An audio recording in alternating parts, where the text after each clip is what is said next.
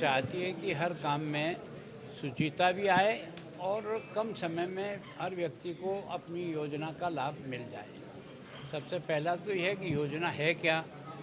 उसको हमने एक तरह से लोगों को पोर्टल पर भी वो जब चाहें तब उसकी विभिन्न योजनाएं क्या है 10-11 उनके बारे में कौन इसके लिए एलिजिबल है ये भी उसके सामने आ जाए, उसका बेनिफिट क्या है ये भी उसको पता लग जाएगा कि वो इसके लिए एलिजिबल है कि नहीं। जब एलिजिबल जाता है तो ये सारी जितने भी बेनिफिशरी हैं इनको एक ऐप के द्वारा ही ये सारी चीज़ें ऑनलाइन पे उनको मिल जाएगी। अपने स्वयं के मोबाइल से अगर यूज़ करेंगे तो उनको अपनी सारी की सारी जानकारी जो है ना वो उससे मिल जाएगी। उन्होंने जो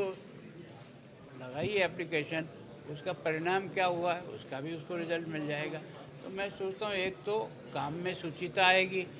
काम में समय का जो वेस्ट है वो कम से कम होगा। हर व्यक्ति अगर इसका उपयोग करेगा तो निश्चित रूप से व्यक्ति को जितने समय भटकना पड़ता है इधर उधर उसका समय भी बचेगा और उसकी काम की एफिशिएंसी बढ़ेगी। यहाँ यूटी के विभिन्न योजनाएं जो हमने यहाँ चलाई है उसमें हमारी जो परफॉर्मेंस है उसके बारे में उनको बताया।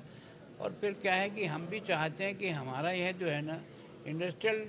जो डेवलपमेंट है वो तो यहाँ के कई नियमों के कारण से उतना अधिक हो नहीं पाएगा, लेकिन जैसा अहमदाबाद ने जो पैटर्न अपनाया गिफ्ट सिटी के रूप में वैसे ही हम भी यहाँ उसको गिफ्ट सिटी, तो ये जो उत्तर भारत का अधिकांश जो काम है वो हमारे यहाँ से सीधा हो सकता है देश और दुनिया में सभी जगह। तो उसके बारे में भी बताया। एक यहाँ जो अपना मेडिकल जो है हमको नीति आयोग ने 1000 बेड का एक हॉस्पिटल की स्वीकृत किया है, उसकी बहुत आगे प्रोसेस बढ़ गया है, लेकिन उसके लिए हमको जितनी जल्दी स्वीकृति मिल जाएगी उतना जल्दी हमारे यहाँ काम ज़मीन हमने उसके लिए तय कर ली कि वो कहाँ बनना है, तो उसके कारण से वो काम भी हमारा जल्दी। और दूसरा ये है कि इंटरनेशनल एयरपोर्ट जो है वो एक तरह से इंटरनेशनल जितनी फ़्लाइट हमको मिलनी चाहिए वो अभी तक नहीं मिली,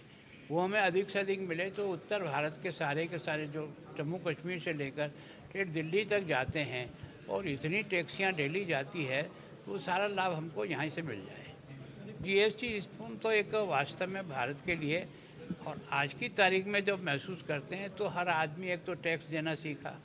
कम से कम टैक्स से व्यक्ति जो है ना वो बचत करने की कोशिश नहीं करता है तो रेवेन्यू भी ज़्यादा आती है।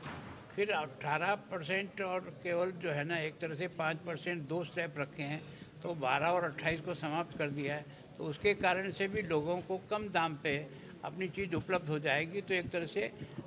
लोकल फॉर वोकल के बारे में जो सोचता है आत्मनिर्भर भारत वो तेज़ी से आगे बढ़ेगा यहाँ के लोगों को व्यवसाय में। कि रेलवे के जो मंत्री हैं वैष्णव जी ने उन्होंने कल कहा कि हमने अब तक है ना पंजाब को 5400 समथिंग करोड़ रुपया दिया है और उन्होंने विशेष करके एक वंदे भारत और फिरोजपुर से लेकर दिल्ली तक शुरू करने की, तो उसके कारण से बढ़ेगा। फिर ये जो मोहाली से राजपुरा जो है उसको अगर जोड़ देंगे तो समय भी बचेगा और दूरी भी बचेगी, तो बहुत बड़ा लाभ जो है ना इस पंजाब को होगा।